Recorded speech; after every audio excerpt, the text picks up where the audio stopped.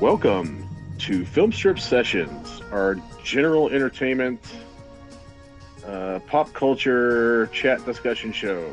I'm Ron, I'm Lindsay. I'm Ryan. and we are here to welcome none other than the brilliantly talented, not Adele Dazeem, it's Sarah Stubbs. Hello, Sarah. Brilliant. Hello, brilliantly talented is vastly overstating there, right there. I no, Well, let's just take a look at no. some of your bona fides, right? You are a published author. You do lots of great horror writing. You are the gastro horror expert, which is saying something because there's a lot of gastro horror out there. You are one of the geeks who eat.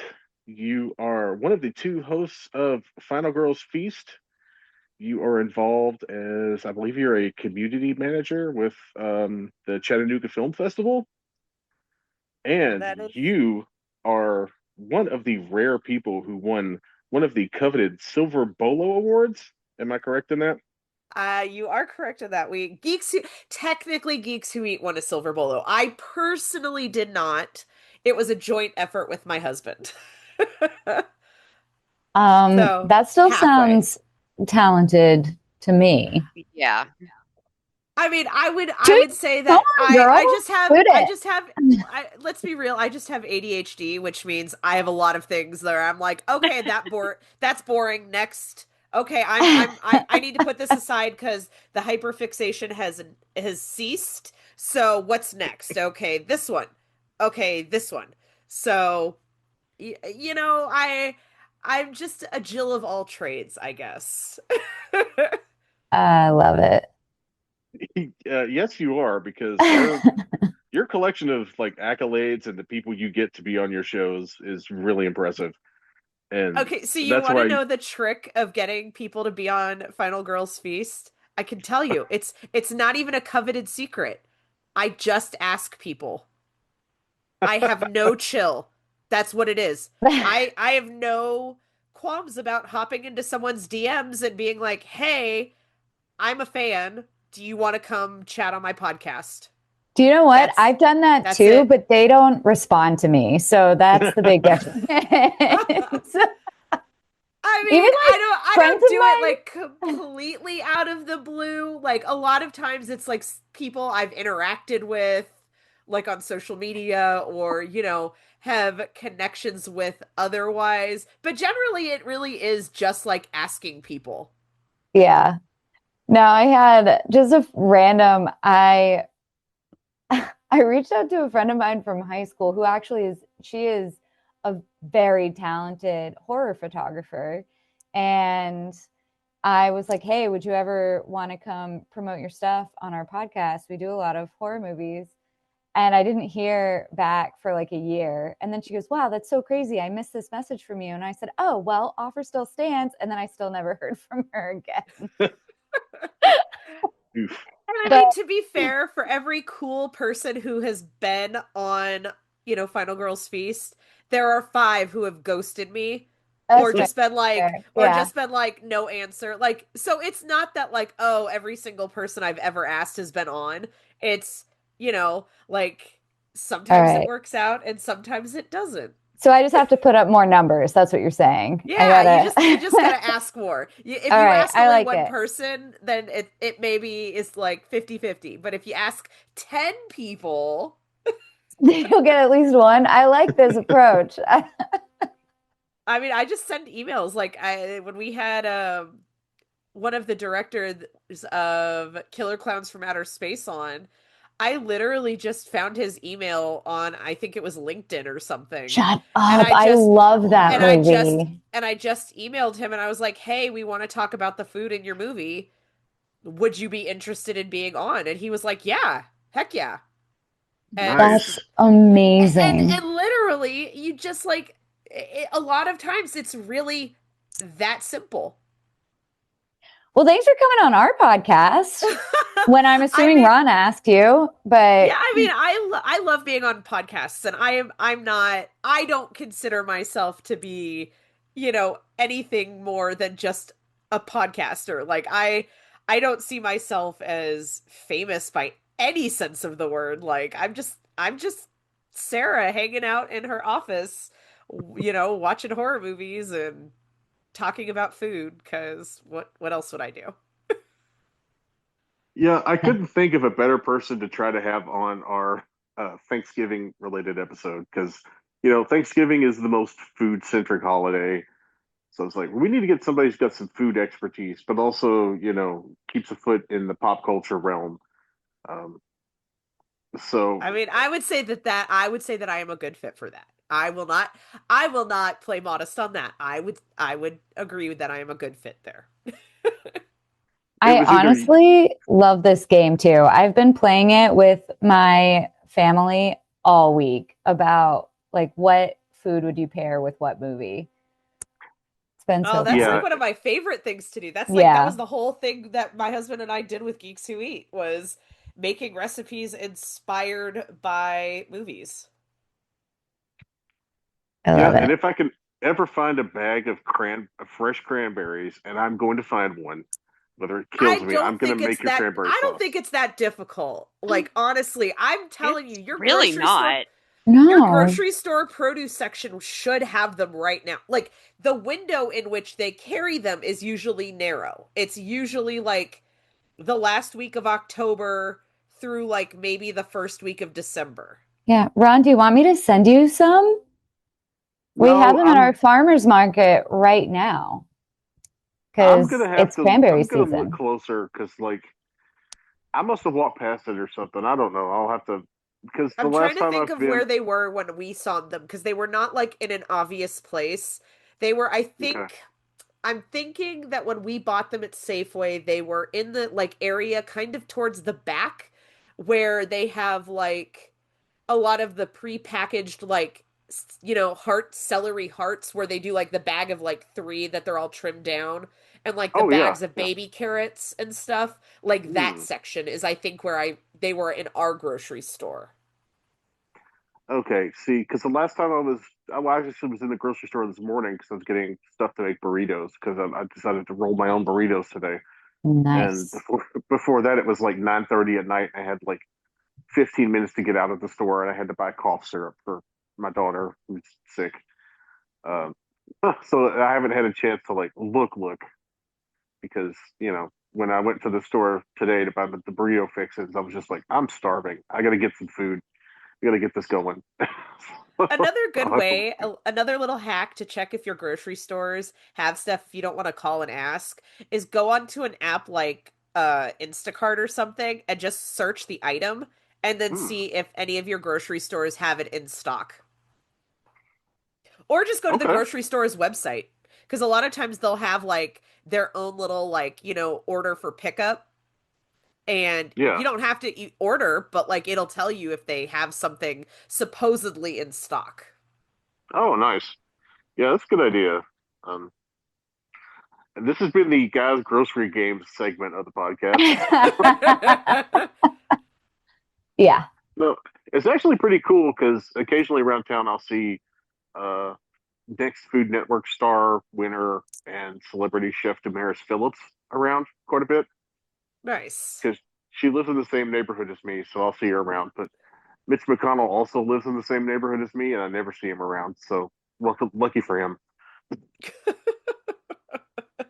Yeah, we have some Food Network people here. Like Bo McMillan has a restaurant here and lives here. And Hmm. who else can I think of who people would know from actual TV, like not just like James Beard people.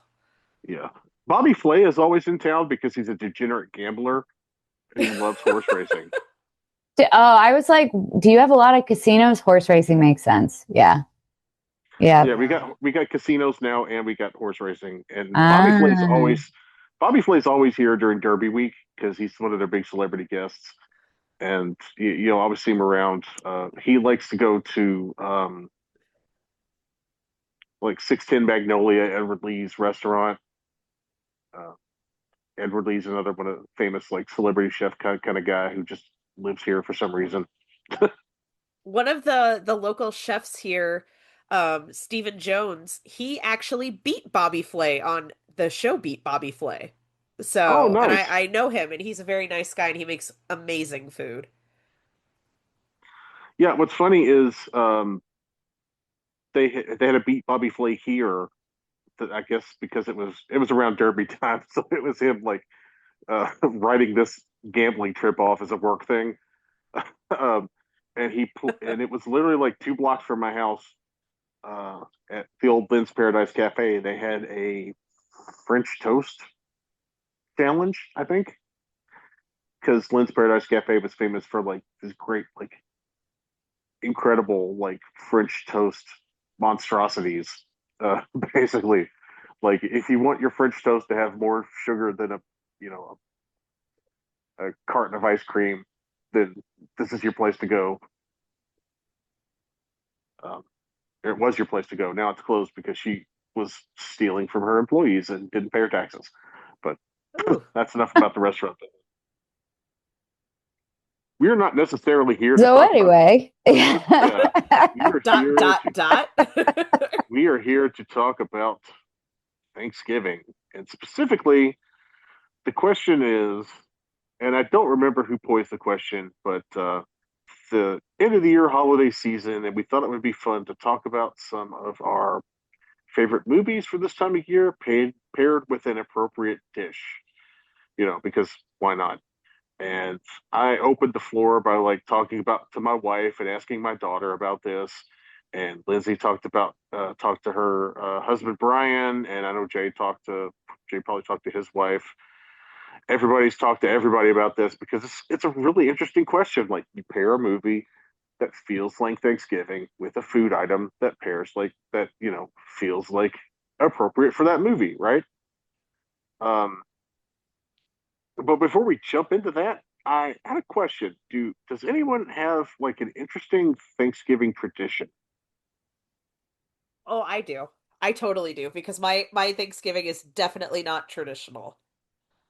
Oh, perfect. we're here for it.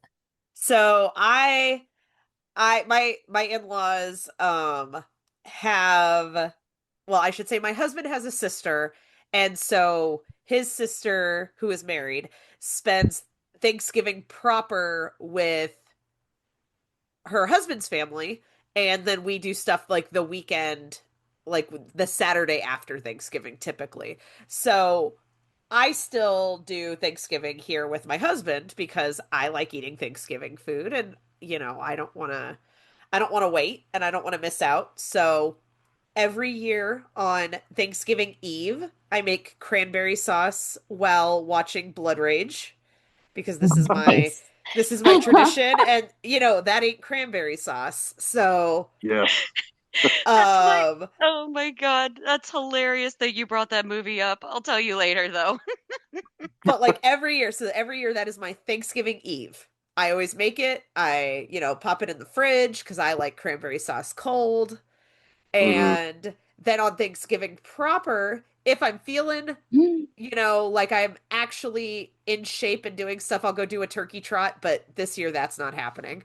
Um, and then I watch Pilgrim, and then my husband and I make our own little Thanksgiving dinner, which is like a turkey or a turkey breast, depending on how much leftovers we want.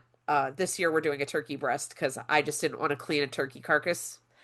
And then we do That's like fair. stovetop stuffing, and Oh, yes. I make the crappy version of green bean casserole because the trashier the version, the better.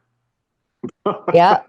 With I like like, the Campbell's yup, mushroom, or not even abs. Campbell's, whatever, No, the I grocery do store brand. Campbell's. I Okay. do Okay. Campbell's.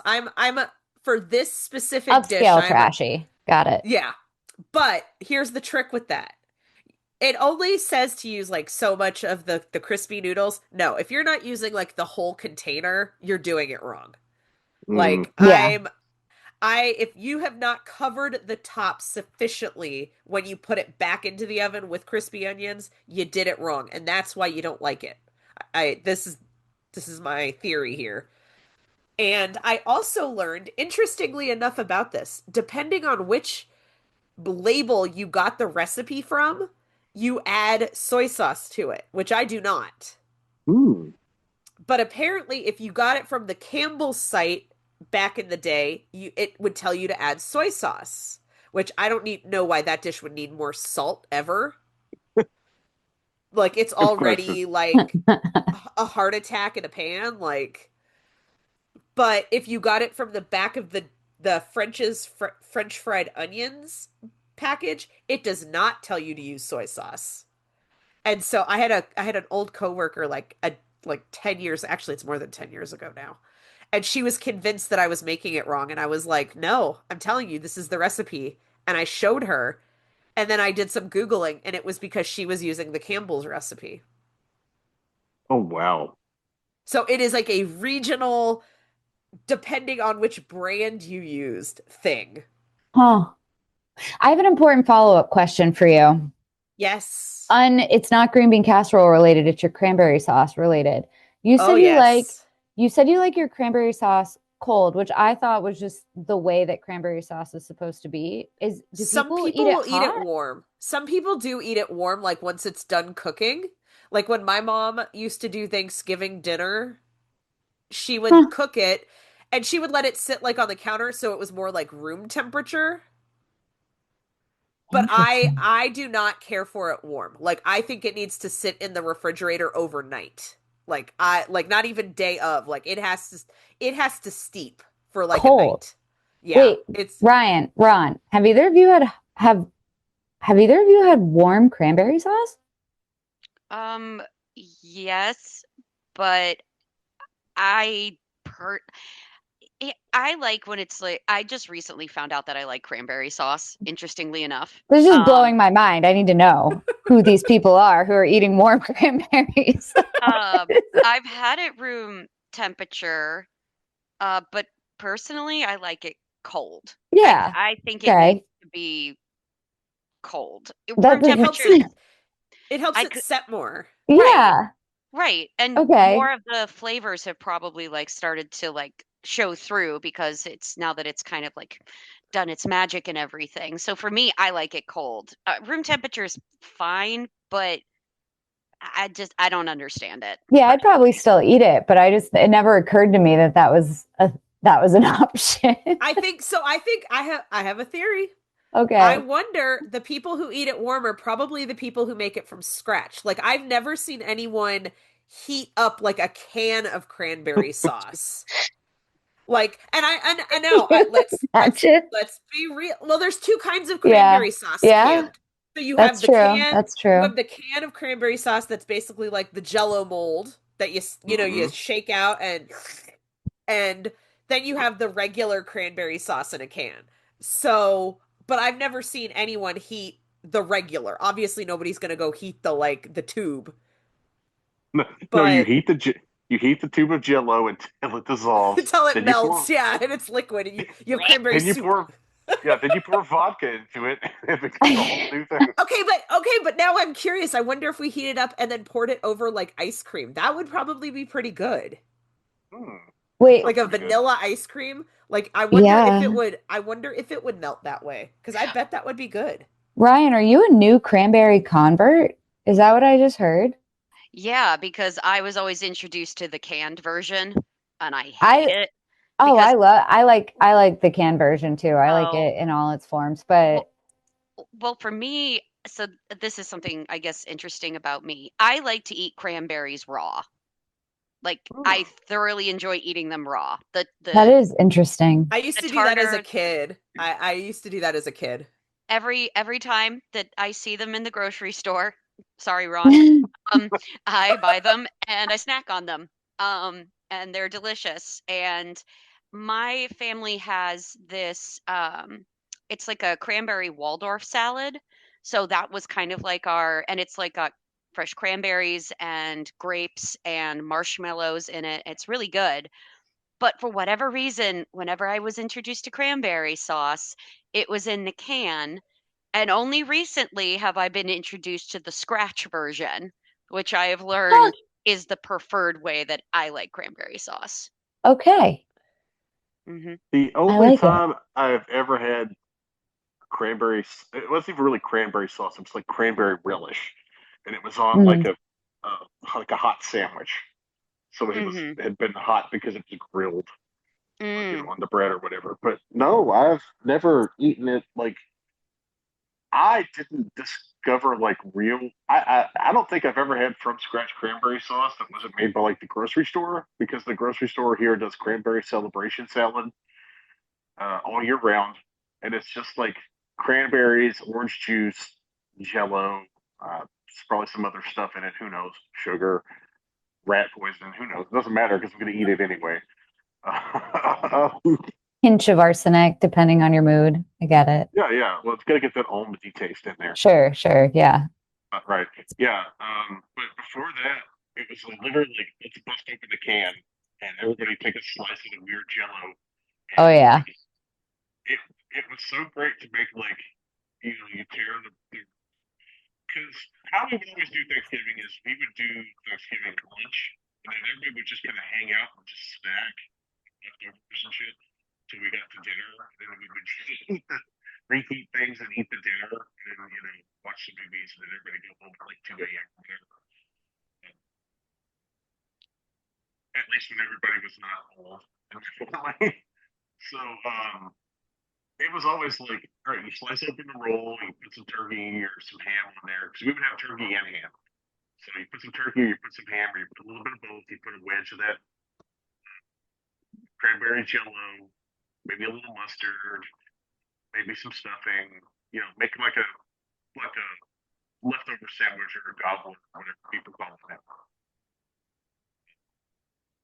So for me, I love the jello, and then when I finally started to have like actual cranberries in things, it was like, oh, no wonder I like the jello so much because this is way better.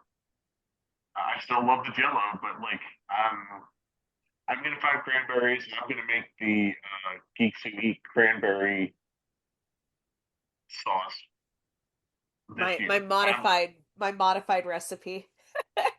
Because I'm gonna make that there's happen. like no original recipes left for cranberry sauce. I feel like it's every cranberry Yeah. sauce recipe is literally just like whatever their like what however much cinnamon, nutmeg, orange juice, and like alcohol you want to put in. Like, because I put in bourbon and I put my bourbon in Yeah. after it's done cooking. So my What? Mm. yeah, yeah, that is the trick. It is a boozy cranberry sauce. I feel like I've been doing cranberry sauce wrong my whole life. And our trick was that not only do you need cinnamon and nutmeg, but a small pinch of allspice. Oh, Mm. I couldn't And do Mm, that. it yeah. ties it all together. Like, oh, I love my cranberry sauce recipe. Like it is, like I said, it is modified from like several different recipes, and it is pretty tasty. It's like the only one I like because I'm not a big cranberry sauce person. I go for when it comes to Thanksgiving, I am like very much a savory side dish gal. Like, give me the stuffing, give me the green bean casserole, give me the mashed potatoes. Do you do dessert? Are you a pie gal at I all? am a pumpkin pie gal. Like, oh Okay. man, I Very could eat like a nice. pumpkin pie by myself. Like, I love pumpkin pie. I I'm I'm clearly from west of the Mississippi because like sweet potato pie is like something that just does not even come into my like brain when it comes to Thanksgiving. And I don't think I've probably had it, but it's just not like what I grew up with. So I don't even like sweet potatoes though at Thanksgiving. Like, I won't touch them. I Too don't Oh sweet e- for I no. me. don't either. Yeah. I don't do the sweet potatoes at Thanksgiving. There's just Well, better food. you're both about to get booted off of this thing. So What? my mom, I'll blow your mind because when my mom used to do Thanksgiving when I was growing up, she would do like the full like 1960s style appetizer spread beforehand. Like, I'm talking like smoked oysters, crackers, cheese, Oh a wow. relish tray, Wow. deviled eggs, celery with cream cheese, like the works. And Did the then deviled eggs have relish or paprika or both? How are they paprika. made? Okay. Classic. Yeah, very classic, very traditional.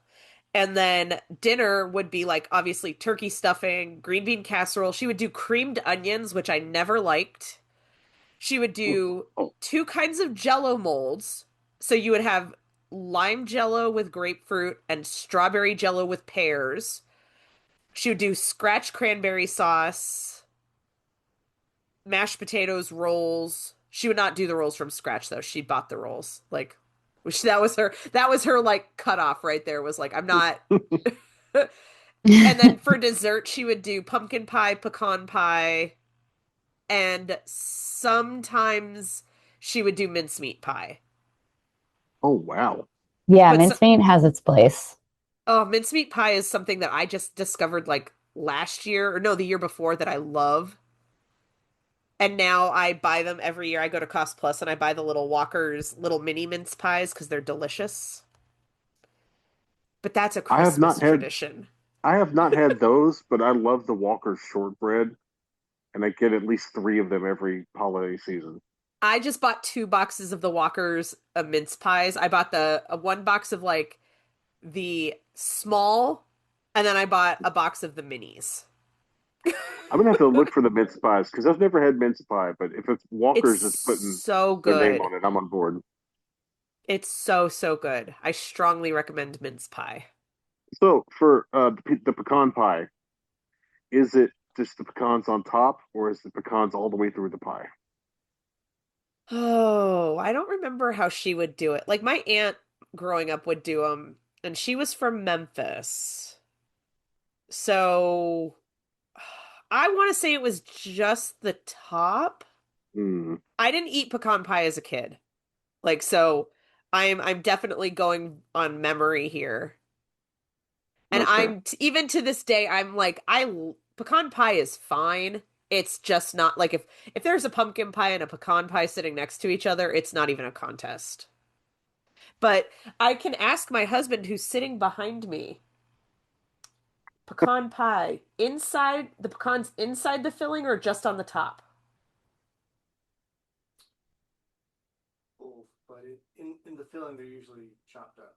He says both, apparently. Okay. Like chopped up inside, but then the big ones on top is how he That's likes it. fair. Yeah, that's a good choice. To me, if you're not doing pecans all the way through, whether they're chopped or whole or halved or whatever, you're just doing a chest pie with some extra crunch on top, and that's fine. I like chest pie, but don't try to tell me it's pecan pie because when my mom was the one who would make the pecan pie for all of our Thanksgivings meals, she would make a pecan pie and she would make like a chocolate pie. So for the pecan pie in September/October, she would go to her best friend's house in Alabama, and they had pecan trees in her yard. So she would go and literally like just fill up grocery bags full of pecans and bring them home, and we would just shell them and roast them in the oven. And that's what would be kept around to go into the pecan pie for Thanksgiving. And it was always amazing. And it's not as good with store bought pecans because I've tried it.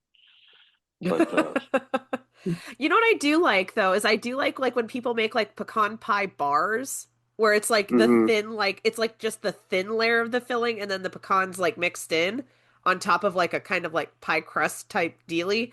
I do like that more than I like pecan pie. Because I feel like the filling is a lot, right? It's It super is. It's sugary. so sweet. Yeah. And that's why I prefer the version that my mom makes, which was the whole pecans all the way through it, because you weren't getting a lot of just like sugar bites. You were getting a lot of like candied pecan bites, and that was always nice. That does sound good. Mm.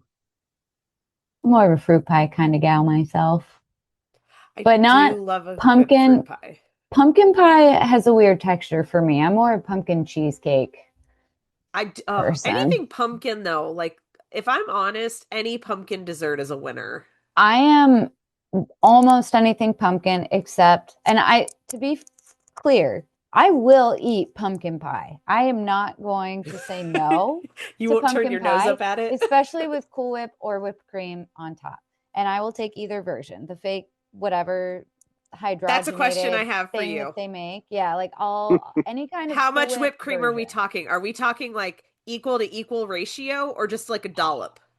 Um, I mean, in a Because I'm perfect an world, equal to yeah, equal like I'm ratio. yeah, 50-50 is Equal, good. 100%. 50-50 is great for Like me. the thickness of it must be the same thickness of the pie as well. Like Yeah. the whole top like I don't want to see pumpkin pie peeking out. Like Okay, so it's more of a whipped cream dessert with pumpkin pie. it's a 50-50. Like it's like I want every bite to be uniform. Like I don't want a bite to like have less or more of either. I it's just even.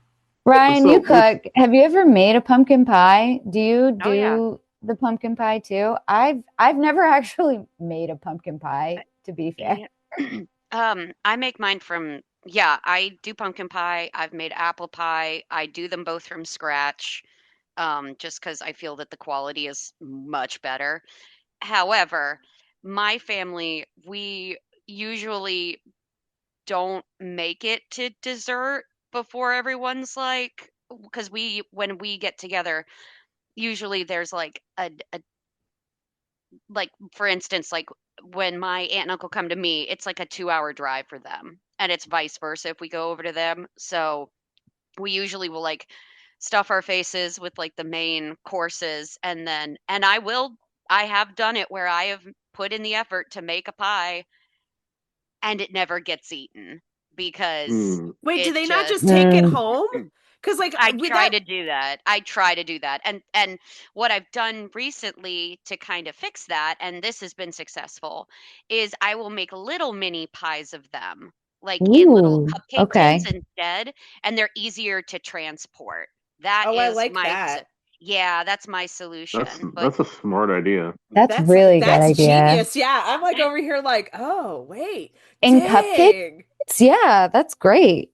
Because who yeah, has everyone who bakes anyway, I'm sure has a cupcake mhm. tin somewhere. Yeah. But I'm with Sarah. I'm a pumpkin pie girl, but All right. I find that it's a hit or a miss with some people. So I've done pecan, I've done apple. It's not consistent. So I'm just like, okay. But I'm there with you, Ron.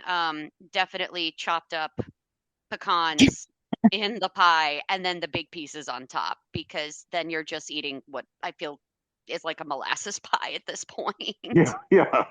It's just like Karo syrup. Just cut out the middle. Mm, I No remember thanks. yeah. when I But was trying to impress my mother-in-law before we got married. I one year for Thanksgiving I made a vegan gluten-free pecan and pumpkin pie, two separate pies, not together. And oh man, that pecan pie was such a nightmare. I was like, because like if oh you're not boy. careful, those pies like get like before they set, like that filling is like jiggly. And Yeah. oh, I was so Yeah. scared. And it was pretty tasty, but it was not pretty. And it was just it just at the end of the day, I'm like, you know what? I'll just start bringing over the gluten-free Dia cheesecake. Oh It's yeah. Oh my dairy-free, God. gluten-free. It's easier. And she's like, that's fine. Because she's one of those people who's very much like, don't fuss over me. Don't make anything special for me. And she'll make everything for everyone else. And then I'm like, but you need to have something too. And Hmm. so I was trying, and I for a long time I was making green bean casserole from scratch for her, Oh wow. and like even going as far as to fry the onions because at the time the French fried onions you couldn't find them in gluten free the way you can now. And so that was and I was like making like the base of it instead of using like a soup was using like cashew puree. So you had to like soak the cashews overnight. Oh God. I Oh am my so goodness. glad that I figured out how to do this now with like Pacific Foods, I think it is, makes like a portobello mushroom soup that's not quite as thick but works pretty well. Yeah. And Pacific Foods makes a really, or yeah, like that brand makes a really good yeah. everything. And so their mushroom soup I use as the base, and then I just use the gluten-free stuff and the green beans. And it's not as good as the as my we joke the garbage version, but it's still pretty tasty and it's it's it's a good substitute that is less work.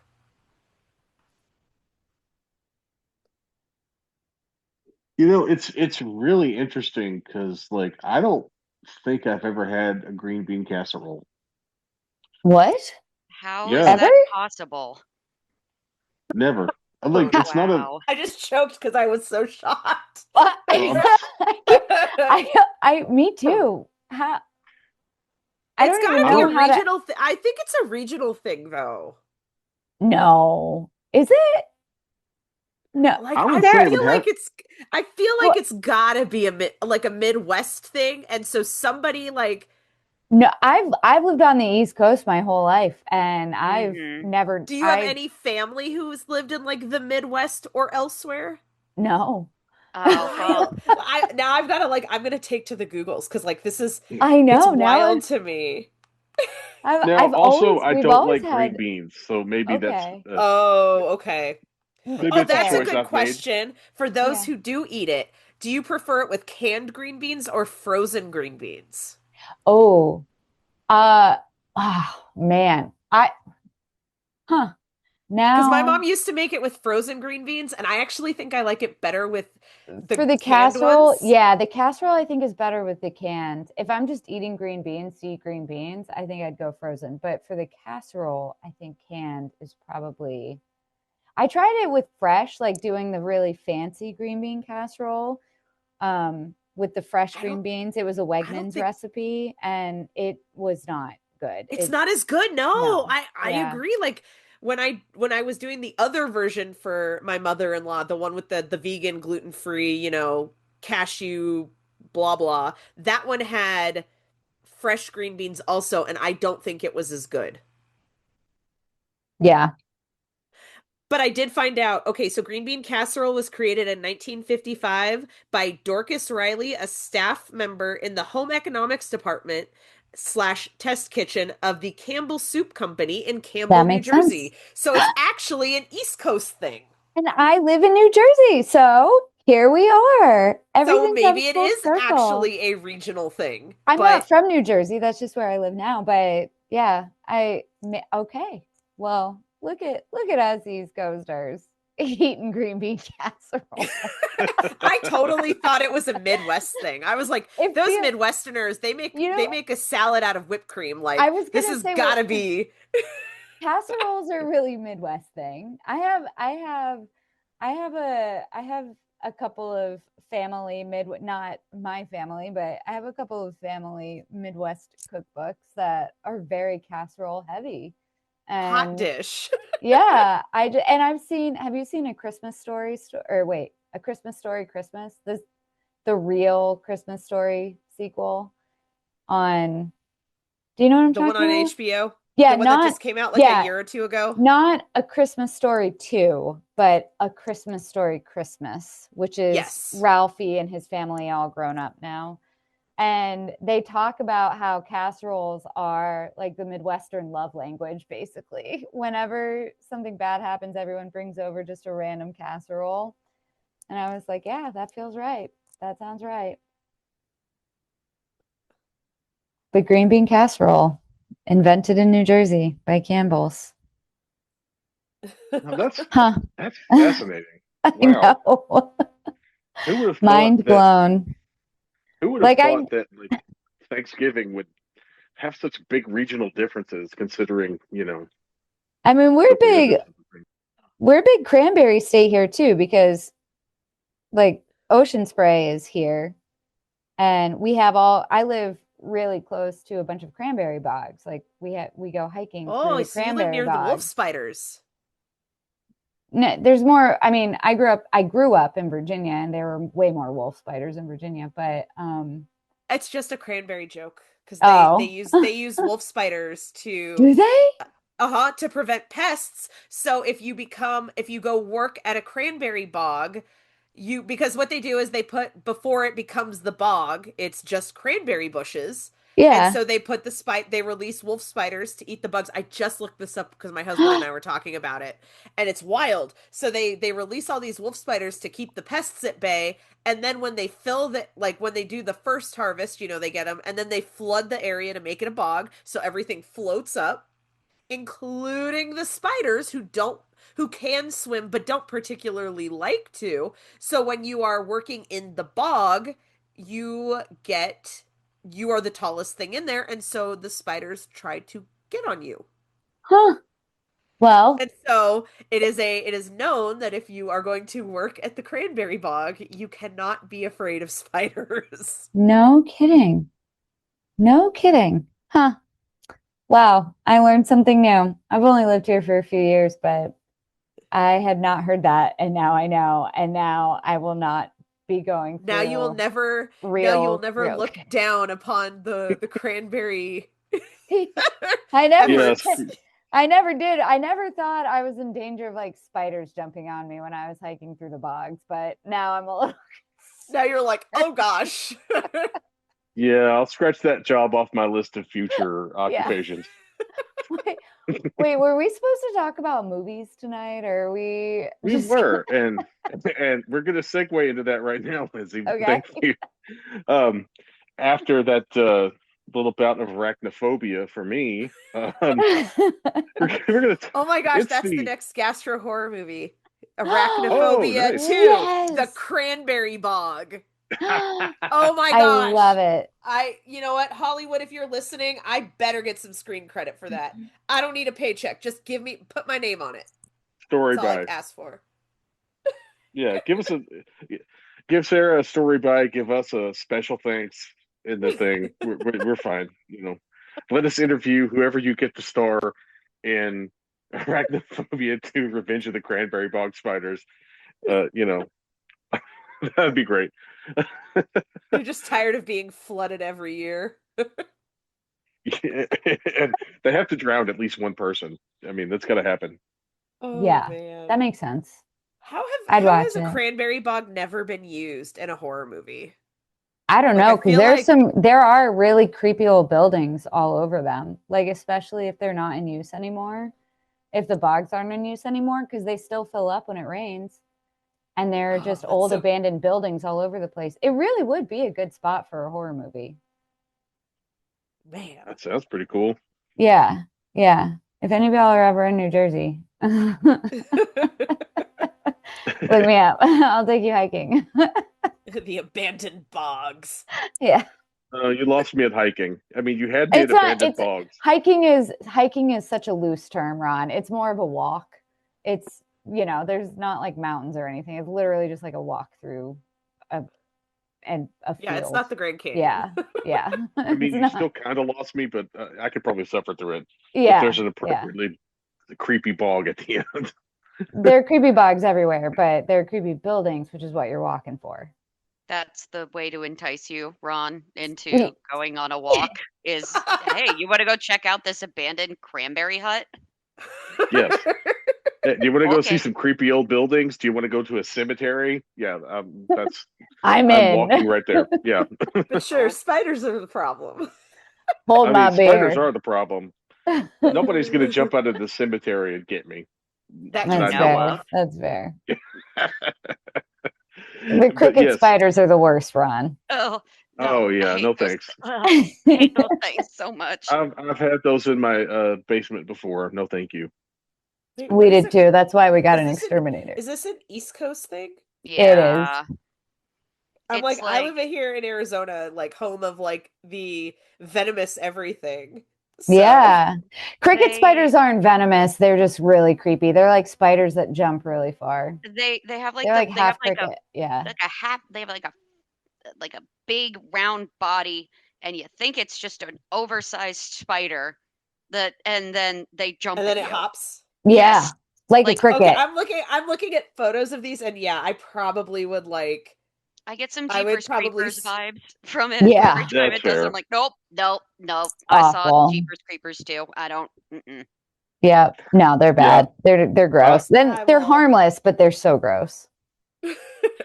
I live in Kentucky, So we get a lot of weird cave-related animals and cave-related bugs.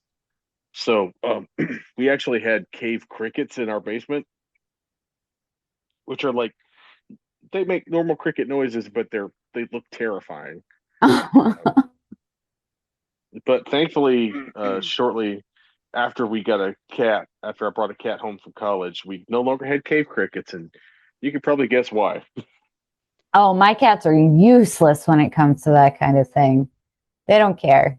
They're like, no, this is your problem. We'll just eat Well, our canned food. Thanks. well, these cats I have now don't really eat anything. Well, no, I had mice.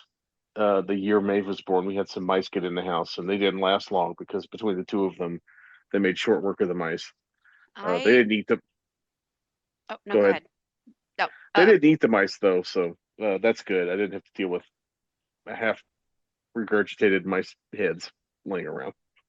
my I had a mouse problem last year. Um, and I remember distinctly one time one of them had like climbed out of my fireplace and crawled on top of my cat and then snuck under the fridge, and she jumped up and looked at me like she was like, "What just happened?" And I went, "You are useless."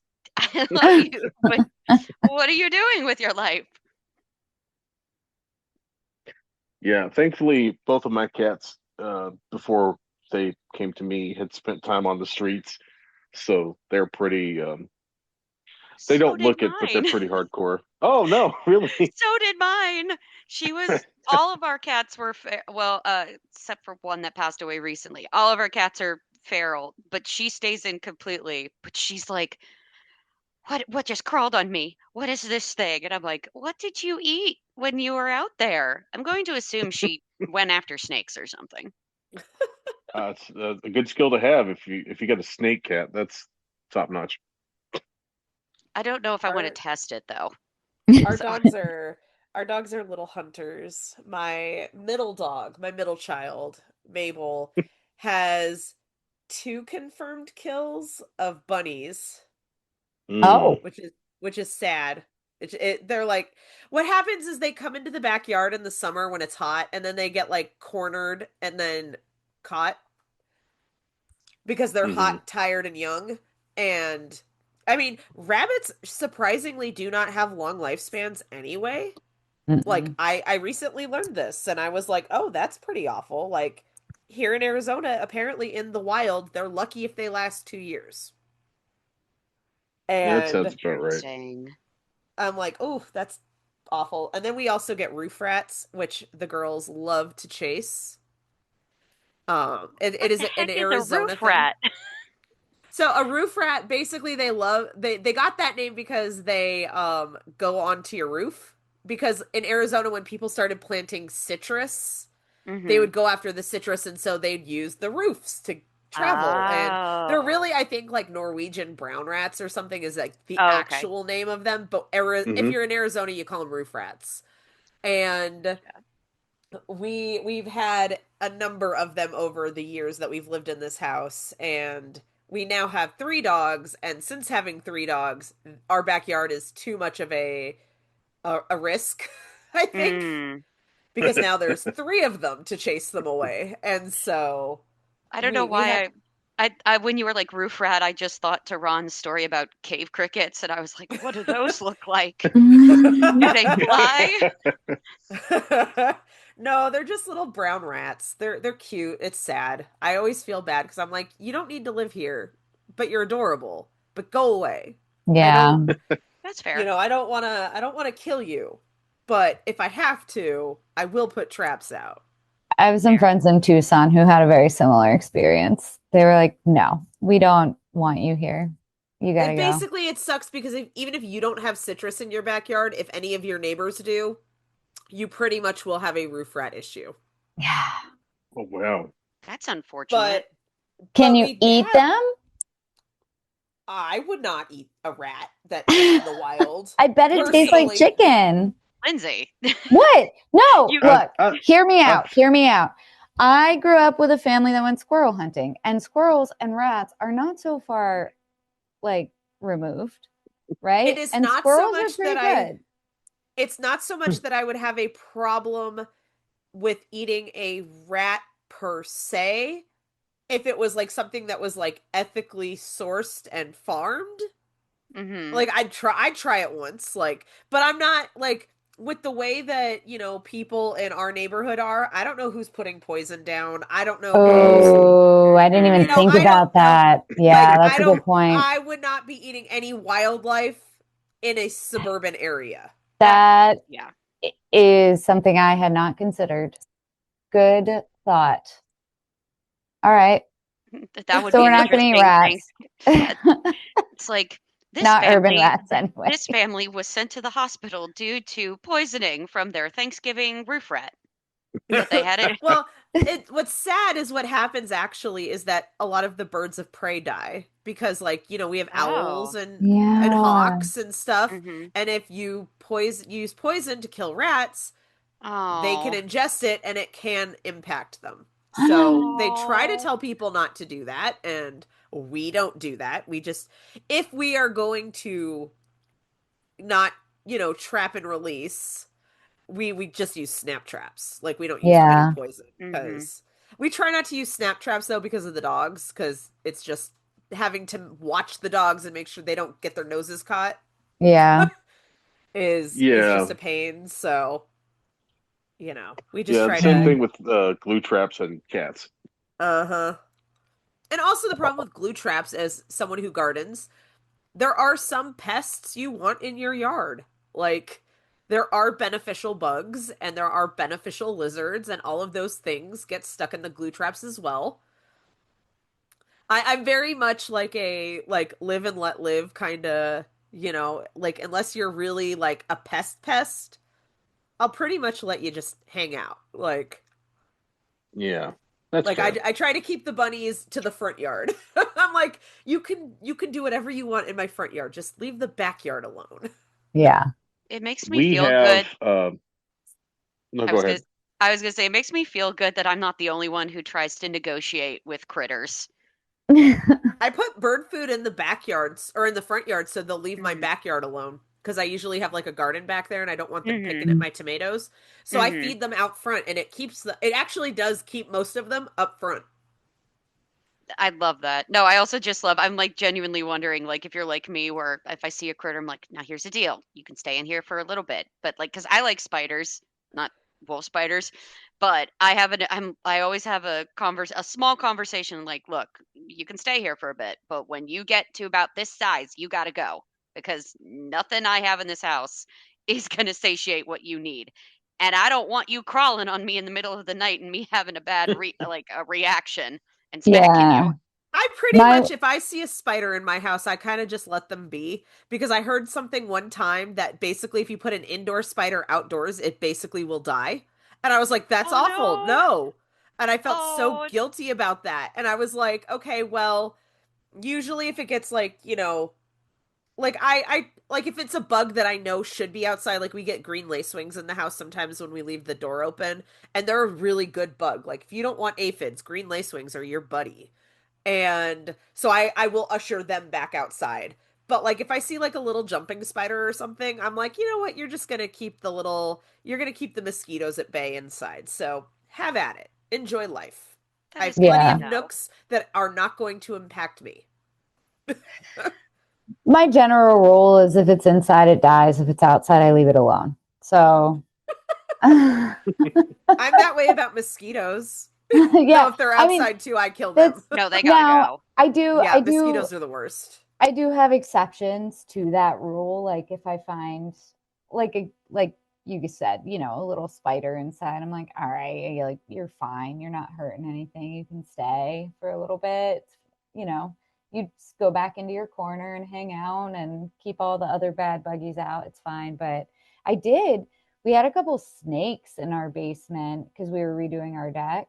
And so it just stirred up some stuff. And I have zero issue with snakes. So I was the snake catcher in the house or outside of the house. If one gets too close, I'll go and catch it and take it back out to the woods. But these poor little, I mean, and they were harmless little snakies, but I was like, oh, I mean, obviously they didn't die. I just put them back outside. Poor little guys. Yeah, like if a They were snake just gets into your scared. house, you don't want Yeah. to, that's not a beneficial like, No. arrangement for the snake I even. didn't want So, him. Yeah, obviously they did not stay inside, but I'm definitely well, we don't have a lot of creepy crawlies in here. That was obviously a weird extenuating circumstance because we were, roughing up a bunch of the other grounds and stuff that they probably lived in, but they were harmless and I just caught them and took them back out to the woods and he pooped on me, but it was fine. You That should was have put those gross. snakes up on the roof to keep you from getting roof rats. was it a hognose? Do you know? No, the snake? Yeah. No, it was a ring neck.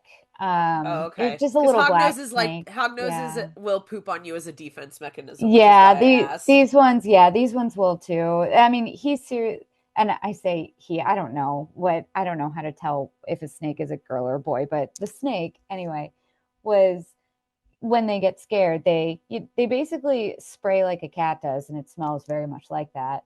And it's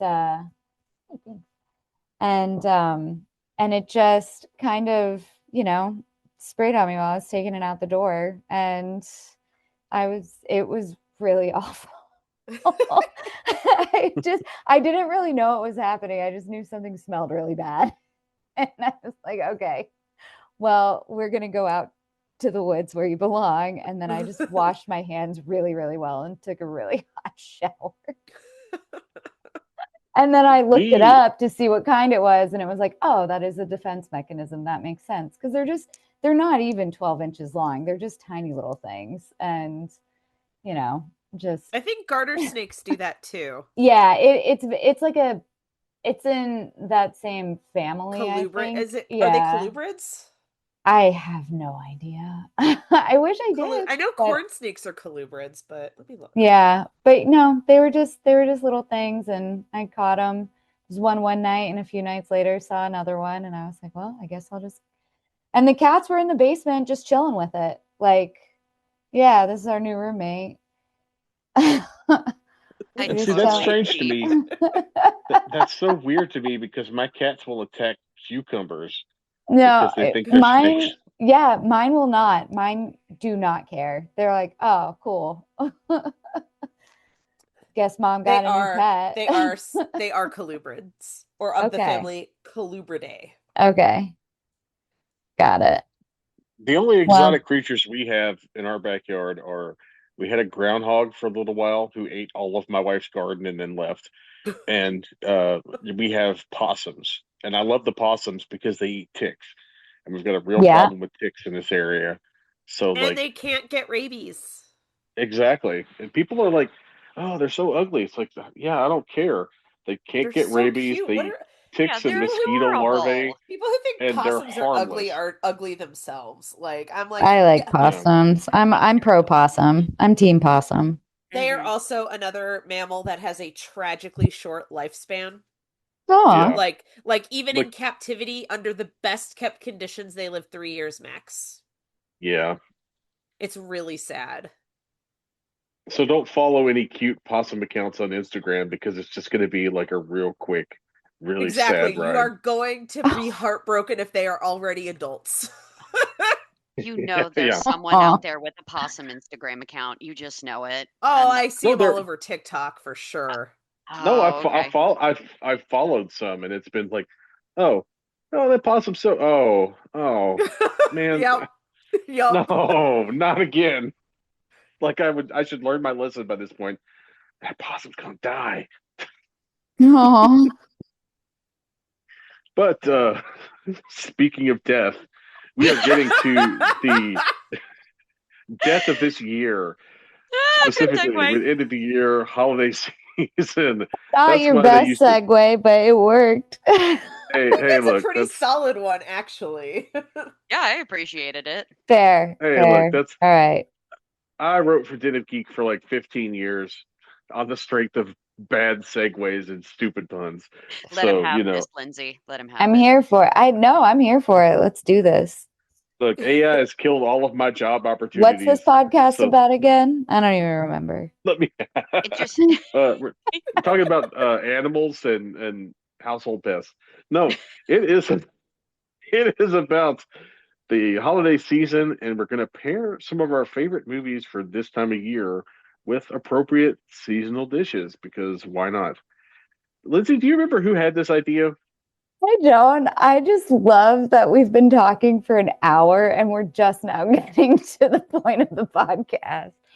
I think Jay, I honestly don't remember. We've been talking about pairing food and movies for a really long time. Like it's come up several times over the years and we've just never sat down to do it. And now we're finally sitting down to do it. So I don't know. I think we all just really like food and movies. So Yeah, and in the here we spirit are. of like the holiday togetherness, I think we've all kind of asked people around us um, questions. I know you and I have, Lindsay. Um, Mm-hmm. I'm pretty sure Jay did too, but he's not here, so who gives a shit? Uh, um, so Earn. I I asked my wife about this, and she gave me a whole bunch of different answers, which is kind of the same issue I had. Right, I had a lot of different answers that were Yeah. either good ones or like dumb ones that I thought were funny. But her big things were like kind of like The Godfather and spaghetti, which is a good combination, which we have done on the holiday weekend before. That's usually a Black Friday thing. Back when we had cable, we recorded the Godfather saga, the 6 hour or whatever cut of Godfather 1 and Godfather 2 cut together off of IFC, and we watched that every year with spaghetti. Um, she also said like a good dad movie, like that you're watching in a food coma is kind of a thing, or like The Strangers because it feels like fall with a good hot drink. And then her final answer and her favorite answer for me was any movie where someone is called Goody something or another, and the traditional Thanksgiving, the traditional Thanksgiving menu. let's watch the let's watch the Crucible and bemoan the fact no. that the patriarchy sucks. With, have some pie, dear. Yeah, like that's one of the things where like we could watch the Crucible and have like stone soup, or we could watch like the Scarlet Letter. Like You can watch The Witch and live deliciously. Yeah, one of the things she said we could watch the witch and just eat a pat of butter, just like one little pat of butter on a plate. That's your meal. please, sir, may I have some more? I mean, I just like sit there with a stick of butter and a spoon, maybe. Yeah, Or like a knife, and you could just like put it on a saltine I've because it's kind of literally how. seen my mom do that. I was gonna Yeah, say salted my or dad used to do unsalted. that. Margarine Yeah. and saltines. Yep. Yup, Hmm. yup. and what's funny is since I'm asking my wife this question and we're going back and forth. Our daughter is there because she's not feeling well, so she's hanging out with us. And I was like, "Okay, Maeve, what do you think you would want to watch for Thanksgiving and eat with a movie?" And she said, "I want to watch Alexander Hamilton and eat Cheetos, eat crunchy Cheetos because crunchy Cheetos are like her favorite like chip type snack." And for whatever reason, she loves the Hamilton movie. So I don't know. I can't argue with that. It seemed I like a mean, I'm really not mad appropriate. at it.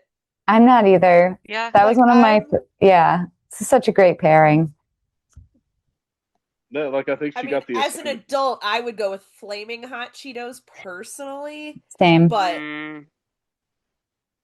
also, sidebar here, have we seen that they're going to take away apparently the dyes in Cheetos?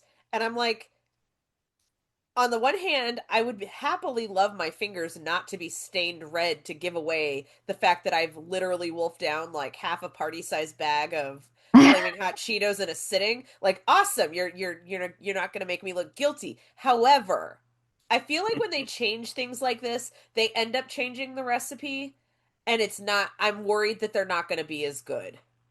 Well, here's the thing. We've gotten for her the Simply Cheetos, the ones that are artificial dye free, and they taste just as good as the regular Cheetos. Okay, so they're not messing with the recipe also because Reese's recently, I just saw a whole TikTok video on this. Reese's has changed their recipe and a food scientist actually showed how it happened by breaking down the nutrition labels, and this is why Reese's cups don't taste as good as they did like 5 or 10 years ago. And it's because they have less fat in the milk, like they're using skim milk instead of full milk. The peanuts have more fiber than protein, Oh wow. Mm. and and this is like because they've gotten cheaper peanuts basically, and because of the change of the milk fat content in the chocolate, it has impacted the taste, and they're using more oil as filler overall, Ugh. and so that's why Ooh. they have like they taste different. And that's why now, like when you go to like Trader Joe's or something, their peanut butter cups actually taste kind of more reminiscent to the older ones. I love those Trader Joe's peanut butter cups. Oh, the dark I chocolate Everyone ones. Oh, loves the dark those. Yeah. chocolate ones Yep. are The the dark chocolate best. ones. Those are like old school Reese's. Yes. And Yeah. and That I explains a thought I was lot. going crazy because of this. I was like, "Oh my God, why does this not taste the same?" And it's literally because they are changing out the milk fats because it's cheaper to use skim milk than it is to use full fat. And it's Wow. cheaper to fill things with oil and stuff. Yeah, that Yeah, that tracks. Hmm. and who gives a shit about the rainforest? Let's just grow some more palm oil and pump it into Ugh, all of our food. I hate. Yeah, I have feelings about palm oil And they're because of bad, right? that, but yeah, they're bad feelings. I have bad Yeah. feelings about palm oil. Just give me full fat everything. Full fat milk, full fat butter, full fat yogurt. Yeah, screw it. That's what I'm here for, right? Yep. And well, let's get back onto our discussion topic eventually. Um, so I've got did Holly's pick and I did my pick, and I had a bunch of different ideas. Like one of my thoughts was to watch Your Next and to have a like fancy dinner, like they do with like some prime rib or some London broil. And then I thought, well, what's the fun answer? I've been making a lot of barbecue in Instant Pot. Oh, So like I've done racks of ribs in the Instant Pot. I've done pulled pork. I've done, like uh, beef Have you seen brisket. my And Leatherface recipe I have not. for all the meat sliders? Oh, that sounds good. So I yeah, that mean, was my you're thing. I was already like, making barbecue. You could whip these right up. okay, I'll find it. Yeah, like my thought was like the obviously the fun answer is like that in Texas Chainsaw Massacre, but Gotta use the instead chili, but make yeah. sure to pull out all those peppercorns. oh, I started. I should have muted myself. That's okay. Uh, but then, I like, I think my went with my. husband will be proud that I made somebody else besides him snort with one of my jokes. Because he always gets mad at me when I make him snort. And he's sitting behind me and I don't think he's listening, which is hilarious, even more so. Oh no, he You just got looked me at me. good. He's listening. But the thing that I thought felt the most fall appropriate, the most like Thanksgiving appropriate, is Fantastic Mr. Fox. My daughter loves the movie. I love the movie. Actually, I reviewed it for Den of Geek way back in the day when it first came out. Um, and one of the recurring touch points that they have in Fantastic Mr. Fox is the cider press because Bogus Bunsen Bean, one of them does cider. I think it's bean, and I love a good cider, alcoholic or otherwise, especially alcoholic. But yeah, so Do you make Fantastic Mr. do you Fox. make wassail at Christmas if you like cider? No, I do not, but I do buy like the tub of wassail from Trader Joe's, and I should probably make my own. It's so But easy actually, and it makes your house smell amazing. mm, Like Is it's like wassail it's just like a mulled cider? basically Okay. it's okay, old-timey mulled cider basically. Okay. But I think it also has alcohol in it though, which is what makes it more than just a mulled cider, if I'm Okay. not mistaken. I mean, I'm 100% on board with that. But the And nice thing about it is when you make it from scratch and you heat it on your stove, on low with all the like cinnamon sticks and all that, it makes your house smell like you've been like, burning Yeah. incense. It's basically a simmer mm, pot that you drink. It's like old school potpourri. ooh, Yeah, nice. absolutely. So it does double duty. It makes your house smell festive and it tastes festive. That sounds great. I'm gonna do that. One of my long held goals is like if I ever get a second fridge or a little bit of space in my fridge, I'm gonna do the Alton Brown 6 month eggnog recipe. Oh, Alton Brown is my spirit animal. Right? I But I have have one yet of his to do it. cookbooks. He's great. I love using But his yeah, recipes. fantastic Mr. Fox and some cider, and then there is a local place that does pumpkin ravioli. It's literally just Mm. pumpkin pie mix Um, inside a ravioli shell. And a few years ago, uh, a friend of mine was making his own bacon and pancetta when he had a barbecue restaurant. So I would go get a pound of his freshly made cured bacon, some pumpkin ravioli, and boil the ravioli, cook off the pancetta, add a little butter, do some brown butter sauce with some rosemary, throw the pumpkin ravioli in there, mix it all up really good, and just have a big plate of fall. oh, that And sounds so good. so and it's an awesome combination of things. It's an awesome meal, especially if you can find like good pumpkin ravioli because that's like key and pancetta obviously. But it's a lot easier to find good pancetta than it is to find pumpkin ravioli. You can also do like butternut Trader squash Joe's ravioli is pumpkin fine. ravioli isn't terrible. No, that's Theirs is pretty good for like a prepackaged, not from scratch one. yeah, theirs is really good. That's a good one to throw in, I think. And if you can if you can brown your butter and not burn it, which is always the problem.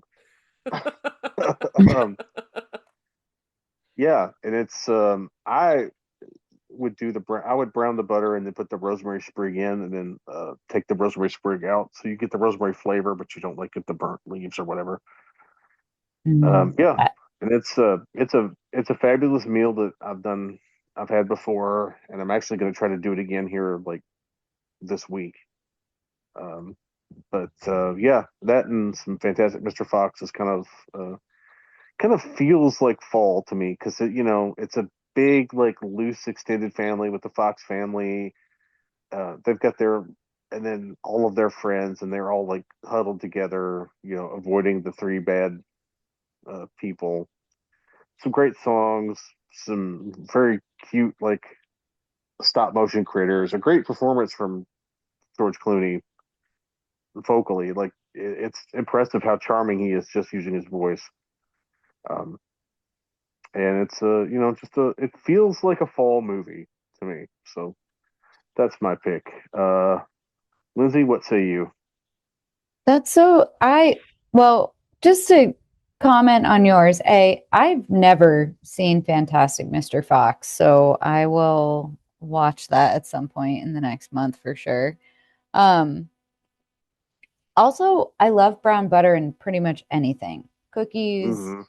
pasta, anything. Brown Brown butter. butter and sage is a really good mix too. Yes. I Yeah. made sausage gravy and accidentally browned the butter before making the roux. And honestly, Ooh, one Oh of the best man, accidents I have ever made in my life.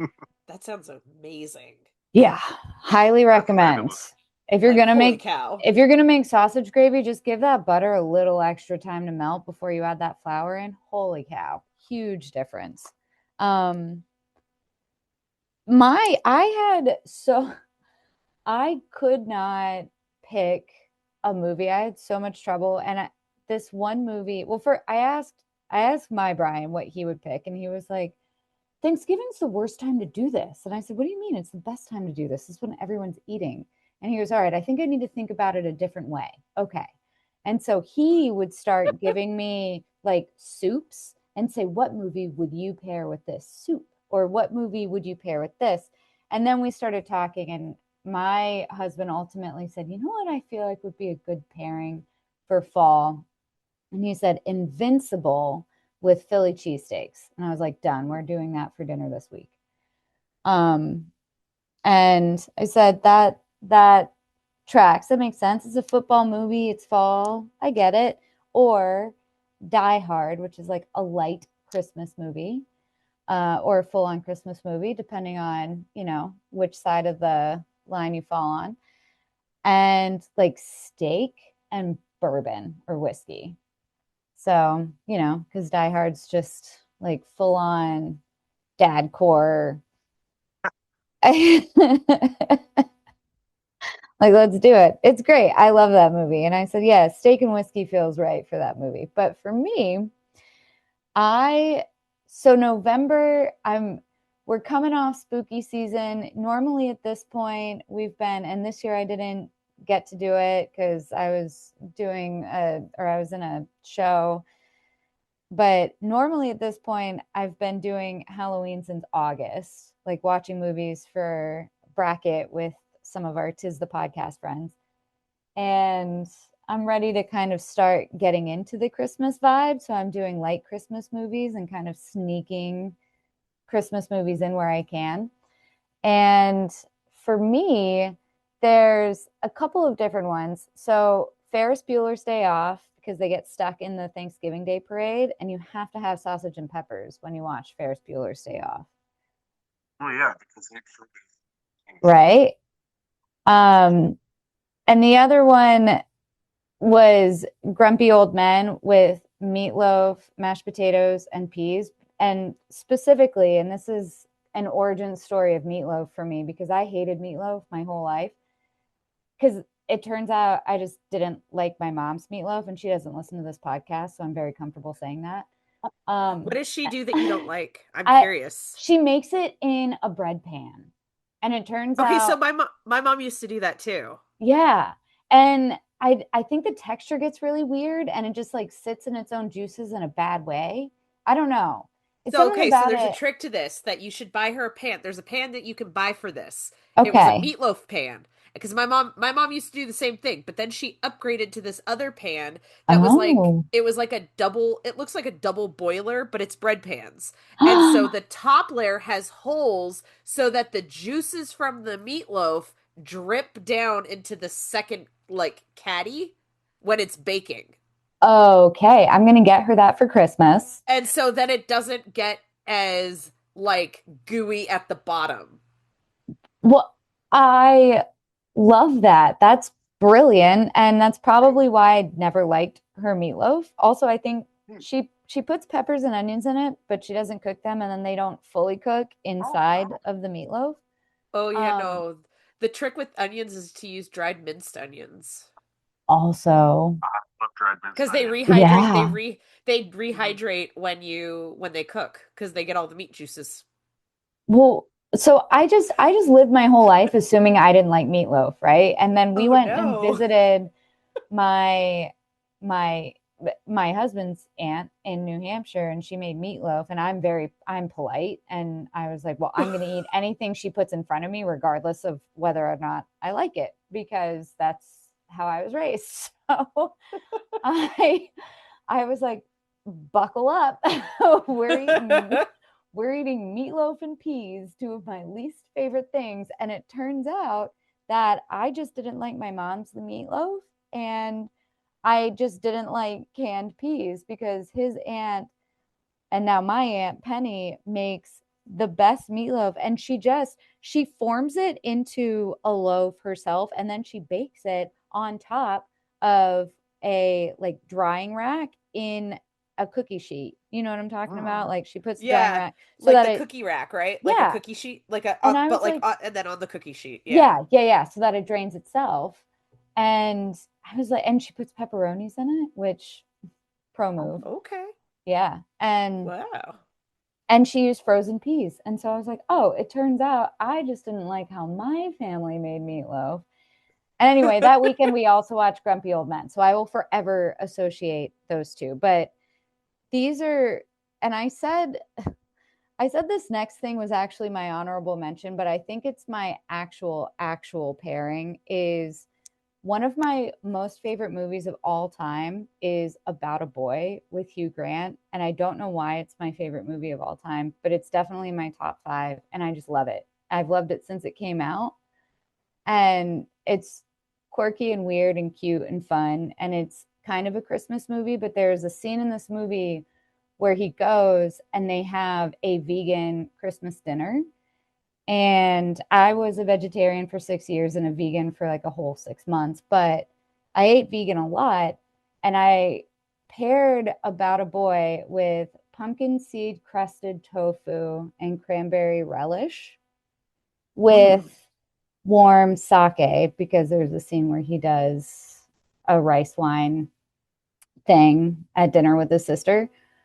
But seriously, if you've never seen About a Boy, and I hope you have at least once, I love it so much.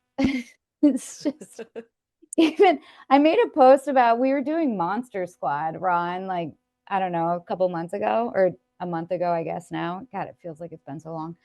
Um, and I posted on Instagram doing one of like podcasting one of my favorite movies. And one of my friends from high school and college sent me a message and said, "Are you guys doing About a Boy?" And I said, "No." He goes, "Oh, that's still one of your favorite movies, though, right?" I said, "Yeah, it is. I love it. It's so You know weird." what, Lindsay? Stay tuned. We'll get About a Boy on the schedule. We'll get that. I We'll mean, put that even through if for we you. don't, it's fine. It's not for everyone. Hugh Grant's not for everyone. It's just a weird, quirky ass movie. But pumpkin seed crusted tofu, for real. I got the recipe from this book called or cookbook called Vegan with a Vengeance. And if you're a vegetarian or a vegan, highly recommend it. It's still one of my favorite cookbooks, even though I'm neither of those things now. And I think it's Issa. I can't remember her last name or the author of it, but I would definitely recommend it. It taught me a lot about how to cook when I was learning how to cook in college. So highly recommend. That's my pick. That sounds like a really good meal too. So I actually, when I was a vegetarian and went to my hometown uh, for Thanksgiving. And it was definitely one of those classic, "Are you still a vegetarian?" stories. And I said, "Yep." So I made my own meal. And my family, I'll give it to them. They were such good sports. They all tried it. I made this meal pumpkin seed crusted tofu with roasted pumpkin on the side and then cranberry relish. And every single one of them, my aunts, my uncles, they all tried it. And Oh, not that's I'm nice. I don't think any of them had ever had tofu before. And they were like, "This is actually not bad." And I said, "You know what? I'll take it. I'll take it." So it's good. It's good. Would So recommend. very brief, meatloaf related aside. What my mom would do is she would line the bottom of the pan with halved potatoes, and then put the meatloaf on top of the potatoes. So as the meatloaf baked, the juices would run down and like fry the potatoes in the grease. That's that's brilliant. Yeah, Hmm. that's my mom's cooking was always hit or miss, but that was definitely a hit. And like those potatoes are like hard to like those potatoes kind of stick in the memory because they were delicious. It was great. Mm. Now I'm gonna toss this over to Ryan because Ryan and I used to live very close to one another, so we've had dinner parties together, and I know she cooks very well. I am very interested to know what your pairings are, ma'am. Um, so November for me is it is always like a very interesting month because if I can live in Halloween as long as I possibly can, I'm going to try to make it happen. But I also relatively admit that I also like start to be like I'm one of those people that's like no Christmas music before until after Thanksgiving. I try to avoid the movies and everything until we get closer, because eventually, like, the stress of Christmas, I feel, gets to me, so I like try to push it out as much as I can. But I feel the opposite about Halloween. But usually the month of November is like the month that I want to just be absolutely cozy. Like, it's my cozy month. And as we're talking about it, it's about food and everything. And for me, one of my favorite movies, and my go-to when I just want to get comfortable, is Practical Magic. Um, it is Yes. it's such a good movie. Mhm. I love that film. It never gets old. And it's still got the magical aspect. It's got a little bit I guess, spookiness to it to some extent. But to me, it's like it's also very much about family. And uh, for me, I just want to curl up with a blanket and watch the film. And I love to cook, as Lindsay has pointed out. And what came to mind for me was, I have this, I think I've made this for you, Lindsay, before, my beet and root vegetable stew. Um, Hmm. so it's been like slowly cooked beef with parsnips, carrots, red onions, and lentils, with a nice like a crusty bread, sourdough preferably, and a glass of Cabernet Sauvignon. But if I'm watching it with friends, we have to do midnight margaritas. Um, but, and this is a segue to something that you said earlier, Sarah. I also felt kind of like, well, is there a Thanksgiving movie that I enjoy? And the first one that came to mind was Blood Rage. Um, which I got introduced to. She doesn't do these events anymore, but there was she's a performer. She goes by Aurora Borealis, and Oh, she would Shocktail Hour. yes, yes, Shocktail Hour. And I have two good friends that were like, "Hey, we go to this thing." I had just moved to West Virginia. I didn't know anybody. But my friends, really good friends, shout out to Patrick and Christina if you're listening to this today. They were like, "We go to this thing and it's themed." And it was a Thanksgiving horror movie, before the Thanksgiving horror movie that came out a couple years ago. So that is my honorable mention, which would be served with turkey, cheesy potatoes, um, stuffing, and paired with a beer, because you have to during that film. Very nice. Yes. Um, That's a great choice. And That's awesome. yeah, finally we get to fun fact, I'm actually going to be doing the Two Girls One Crypt Patreon episode for Blood Rage. So oh, I'm gonna Are you really? yeah, That'll yeah. be fun. That'll be And fun. if you want in, Ryan, let me know. I'll I'd love to. yeah, okay, cool. Yeah, I'll get back to you with the time and stuff when I check my calendar again. But Have you ever seen that movie, Ron? oh yeah, I've seen that movie several times, I and I'm pretty sure Joe Bob did it a few years ago too. Oh, nice. Yes, I think he did. But I had It's seen it like several years before that because I was on a whole thing in the early 2000s. I went back and watched that this week because I was like, is it as absolutely ridiculous as I remember it? And I watched the first death scene and I went, yep, it is just as crazy as I think it is. I can't wait to get to the beer can scene. Oh yeah. Uh, Okay. And uh, Sarah, as the resident gastro horror expert, I'm be curious to know what your pairings were and what your thought process is behind that. So for fall, like we kick off fall. My husband and I have a tradition where we kick off fall on the first day of fall. We watch Over the Garden Wall, which Mm-hmm. I will argue is is basically a movie. I know it's it, episodic, but it's an I hour agree and with you. 45 minutes total. We watch it straight through. Like, I Yeah, no, love I that agree. show. we So watch it good. movie styles, so I'm gonna give myself that leeway. But we always do like a cozy autumnal soup. Mm. Usually like, sometimes we're like real stressed about life and we're like, let's go to Trader Joe's, and their autumnal squash soup is so good.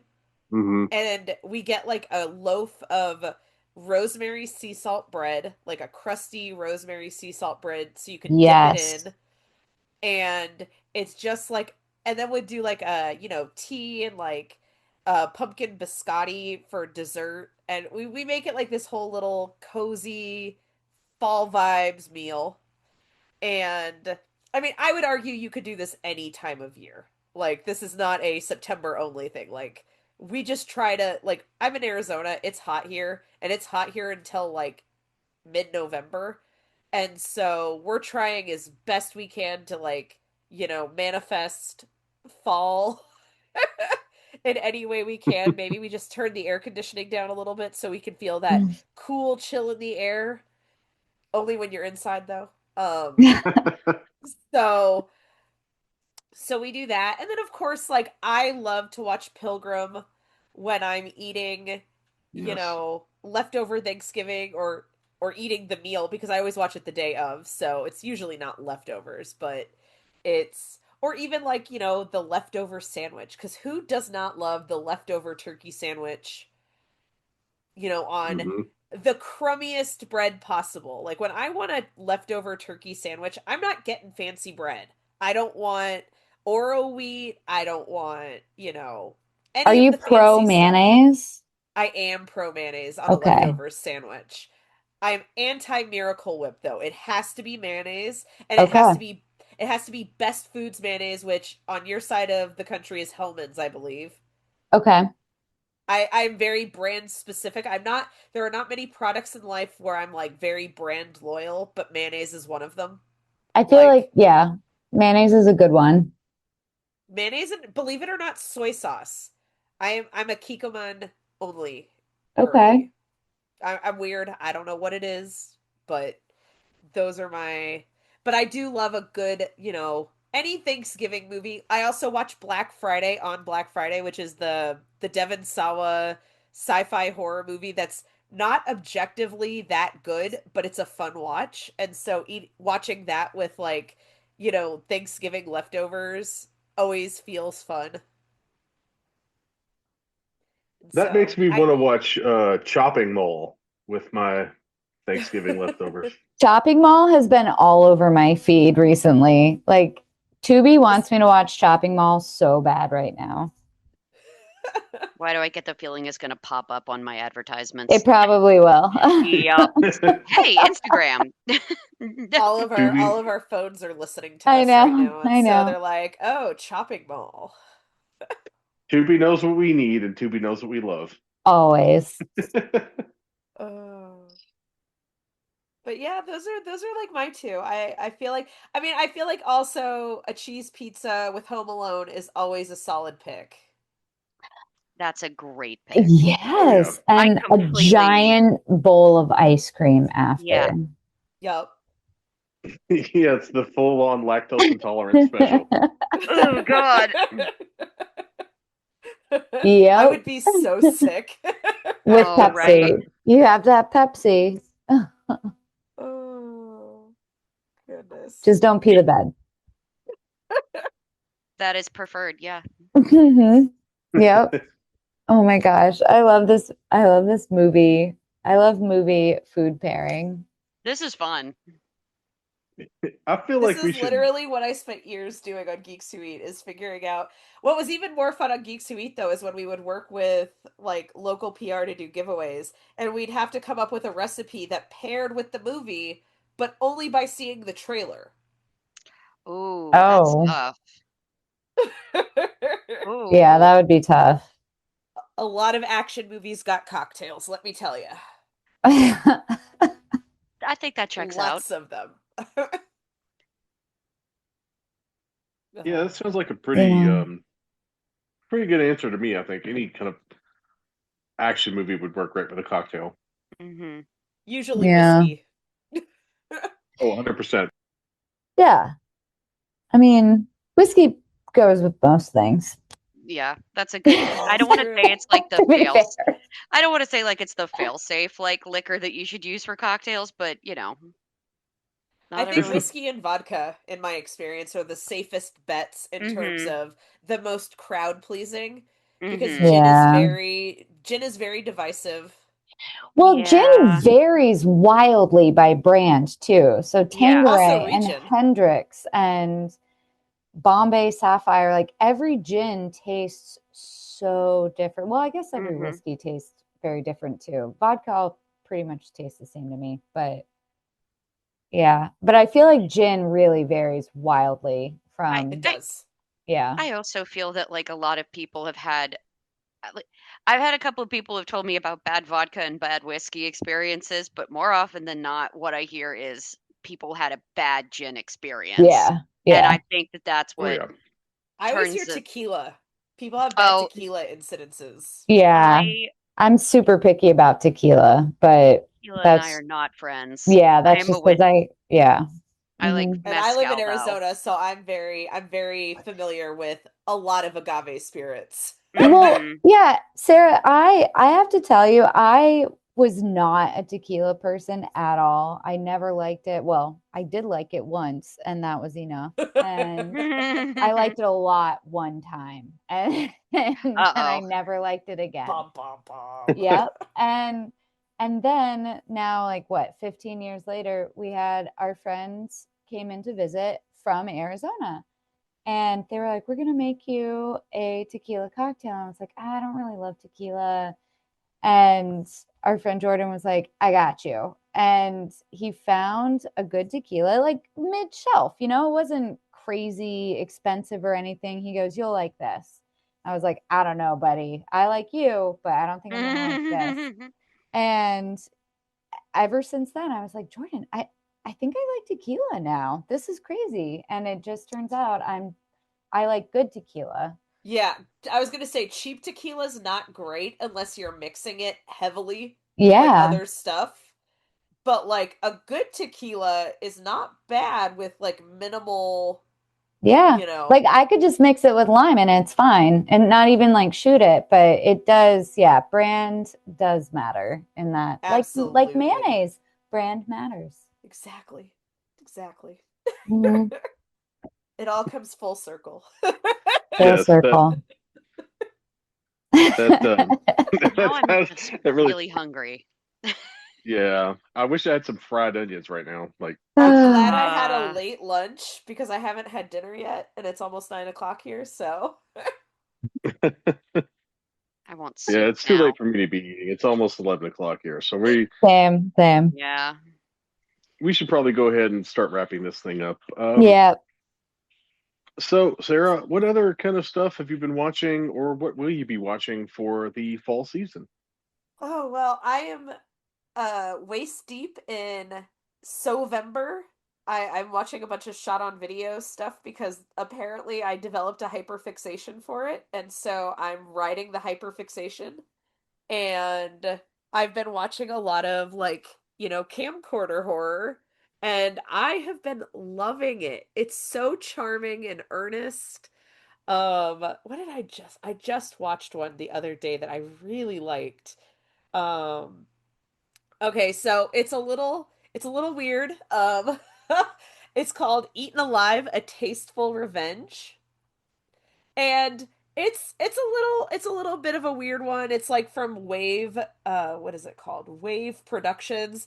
And they did some like borderline adult filmmaking. Um Hmm. the guy who ran Wave Productions is Gary Whitson. And so when he started, apparently what I learned is that when he started he was taking ads like in magazines and stuff, and was like, I will do whatever movie you want for however much it was. And so of course when you make those kind of offers you get a lot of people who want adult content. And so this one was kind of borderline. Like there were some boobs, basically. Um, but what happens is the lead character gets upset that she was overlooked for a promotion because she wasn't pretty enough. So she uses a shrinking gun to shrink these people down and then she eats them. Adorable. But she eats them Wow. alive. And it's this random, and it's only like 35 minutes long. So this is not like, a feature length movie. But I was just so charmed by like the effects that they used in this like shot on video movie, like where they shrink and they like have her holding the person in her hand, sort of, and they're like, "Oh no, don't eat me!" And then like when she like disappears, like the girl disappears down her throat. It's just like kind of like what you would expect, like not great editing to be, and it just like kind of like line by line, like she disappears into the void. Oh, that's incredible. And it like I said, it's not objectively like a good movie, but it's so charming somehow that I'm like, this like the creativity levels of these kind of films really are inspiring in a weird way. Like seeing people do what they do with so little and having like the inspiration to do these things. And I've watched other like, SOV movies that are literally directed by like 14-year-olds. Oh, wow.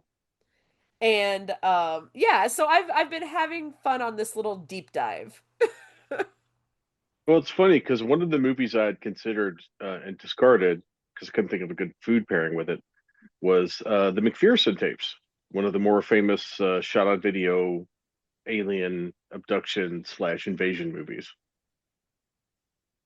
I remember people thinking that that was real, and then having seen it as an adult, I'm like, how did we think that these like little gray sweatpants aliens were real?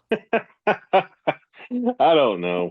I'm gonna say Like a lot of it has to do with, watching it on standard definition. it has to be, right? Like cuz that movie is just like so wild. It's a blast, but it's yeah, the aliens are definitely wearing gray sweatpants. But we all thought it was real at one point. Which is I what mean, every it was girl wants, let's be 1989. honest. Okay, these are not the The great. good gray sweatpants, I was though. like, We're not talking like hot aliens. Like, Okay. Well, you tried, they Lindsay. can't all be winners. I mean, not yet, but we could remake it. We've got $50 between us. And Channing Tatum is cast as as the alien. We ordered the slightly smaller pair of gray sweatpants. Like, oh no, what happened? I thought you said Whoopsie-doo. medium. I don't know. Goodness, my bad. Well, we've already hit our budget, so Lindsay and I are on costuming. Don't worry about it. We got this. Yeah. Ryan, what about you? Do you have anything that you've been watching? Honestly, movie-wise, not so much. I have a couple of Amazon Prime and Netflix shows that I've been currently watching because I've been fans of them from the beginning. First one being Lindsay watches this with me, Has Been Hotel, which yeah. is I haven't started the second season yet. if you wait until this Wednesday, you can binge it. Sweet. Yep. And then I'm a big D&D person. So I'm also watching the the Mighty Nine is coming out soon. So I did just I'm kind of getting into like documentary series. I'm a little late on that as of right now. Um, I think it's called I think that was the last one I watched was The Unknown Number, I think is what it was called, which was Hmm. so sad. I left so mad, but it was good. But yeah, not I've been kind of running around like a crazy person, so sadly not able to sit down and fully watch a movie, but hopefully I will once the people will leave me alone for the holidays. Lindsay, what about you? I'm in like this weird stale spot with TV and stuff. So I've just been, you know what? I have been watching Tulsa King recently, and that's been better than I expected it to be. Another, I think that's Taylor Sheridan, and my husband's been watching. I say he's been watching specifically. I've been present, but he's been into Sons of Anarchy, which I cannot get into. I wish I could. I hate it so much. That's I fair. feel like it's one of those shows that it's either you love it or you don't love it. Yeah, I just There's no in really between. don't. So usually like he'll have it on and I'm like, that's fine. I'll work or read or do literally anything but watch Anything this else? show. I guess I kind of see the appeal. It's just it's not for me. And normally I like because I've seen a lot of Taylor Sheridan stuff and normally I can get it kind of into it, but again, like Tulsa King, it's been pretty good, but I don't know. It's I'm a little lost on that. So I'm just kind of biding my time until I can start watching Christmas movies in full force, to be totally honest. That's That's pretty fair. much it. Yeah. I'm not really watching anything right now either. I'm just kind of trying to catch up on things that I wanted to watch during the Halloween season that I wasn't Yeah. able to watch. Um, things that I wanted to watch for the 92 movies, to the 100 movies in 92 days challenge that Sarah puts together that I wasn't able to do in the 100 days because, oh, God help me. um, but yeah, I'm not really watching anything super fun right now, but I think this is going to be the year that I watch Best in Show after I watch the Westminster Kennel Club dog show on Thanksgiving morning. I think it's You've finally time. Have you seen Best in Show? Oh yeah, I love Best in Show. Okay. I own it. I own it on like two different formats, but I've never watched it the day of the dog show. And I think Oh, this is going to okay. be the year that I watch it the day of the dog show. That'll be fun. That would be Yeah. fun. And Yeah. I think I probably should have snuck that in to my uh, Thanksgiving watch somehow, but I would have had to eat dog food or dog biscuits or something, and I'm not going to do that again. Only on a Mm. bet. Hot You dogs. could you could buy the Scooby Starbucks. snacks. That's true. Actually, I do have I mean, some for Scooby you, snacks around here. I wouldn't feed the Scooby snacks to an animal, but you could eat Scooby snacks and they look like dog biscuits and they taste really good. They do. I've actually got some for Maeve here, so I might have to do that. Yeah. And yeah, you could always do something super vanilla, right? Like super basic, like Starbucks, because they have a whole Starbucks bit in that movie. That's true. Yeah, hot dogs, I think was mentioned. You know, yeah, I could probably do something like that. I don't know. We'll see if it actually happens, but that's kind of a goal I've just come up with here fairly recently, sparked in by the topic of our show tonight. But while we're looking into the future, we will return to Star Trek. Jay will come back with Star Trek in the 2009 episode or the 2009 version of Star Trek. We're going to be recording Hook here shortly, and that'll be coming out later this month. And then in December, Jay is going to have one of our favorite guests of all time, Carmelita Valdez McCoy. They're going to talk about Thunderball for the 60th anniversary of Thunderball, which is super cool. And then Jay is also going to be doing the Tomorrow Never Dies episode with our pals from Why Wasn't It Better? And our special New Year's edition of Film Strip is going to be gathering the team together to do a great New Year's horror movie with lots of David Copperfield in it, Terror Train, which is very exciting because one of the things I suggested to Jay when I first got on the show a million years ago was to either do New Year's Evil or Terror Train, not knowing that Jay was also a super fan of New Year's Evil. So he and I have a New Year's tradition where we will basically watch Terror Train and text each other, or not Terror Train. We will watch New Year's Evil and text each other while we're watching New Year's Evil, basically at the same time. Do So you do that on maybe New we Year's Eve or New Year's Day? New Year's Eve. Ah, okay. Yeah, New Year's evening as close to midnight as I can make it, which is probably about 7:30.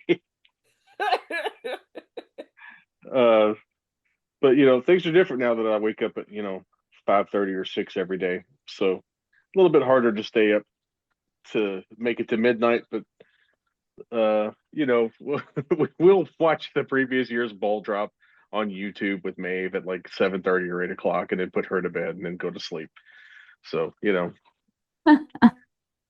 You just have to watch the like UK one because the UK one is a couple hours before you. oh, that's a good idea.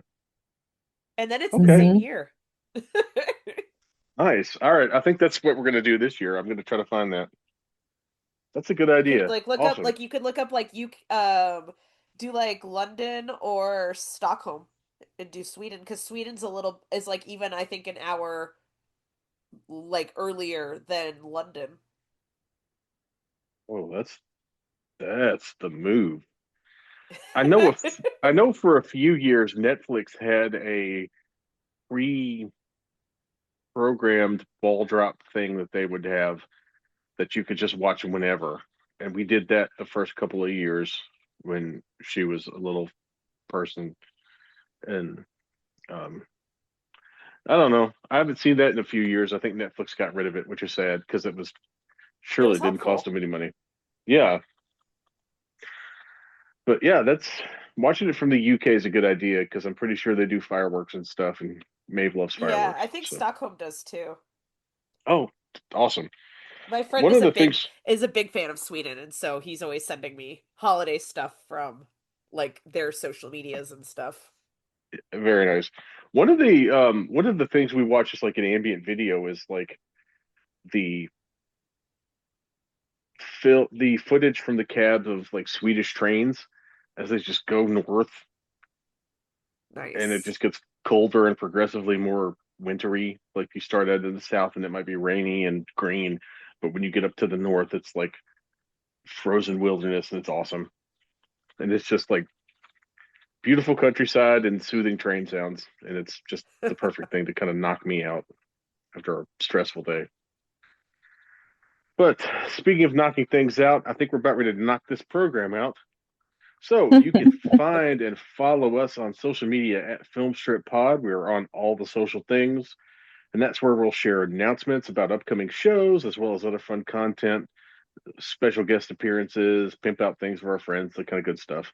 Don't forget to subscribe and share the show. Bonus points if you leave us a positive review, as it helps other people find our podcast and it makes us feel really good about ourselves. And in the holiday season, what better thing to do for your fellow man than to give their podcast 5 stars? I'm totally stealing that.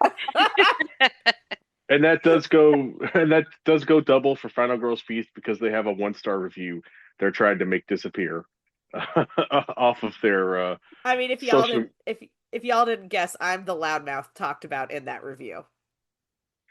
Yeah, it's a pretty brutal takedown.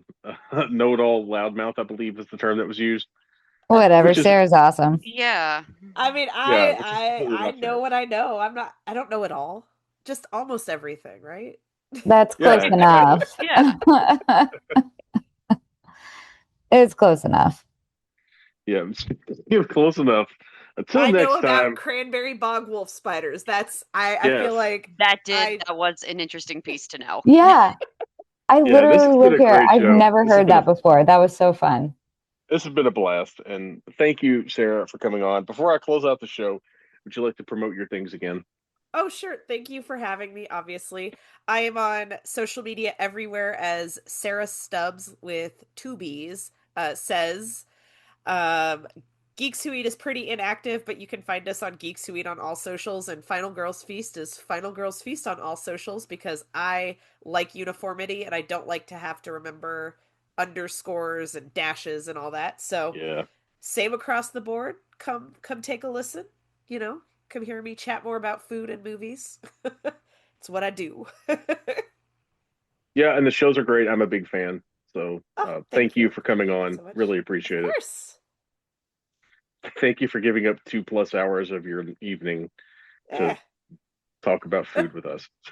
I mean, that is life. At least it wasn't the 3-hour Shape of Water episode. We have some 3-hour recordings in our archives that were heavily edited before they were released because they were just unlistenable. So it is not the first time, nor is it the last time that we've talked at length about something and beaten it to death. But for the rest of the Film Strip gang, I'm Ron, and until next time, thank you for listening to Film Strip. Thank you for listening to Filmstrip. You can find more episodes on our website, filmstrippodcast.com. The Filmstrip theme music is produced and performed by Frozen Lake 121. All content used or discussed in these podcast episodes is the property of the respective owners and used under the Fair Use Act, Section 504, C2, Title 17.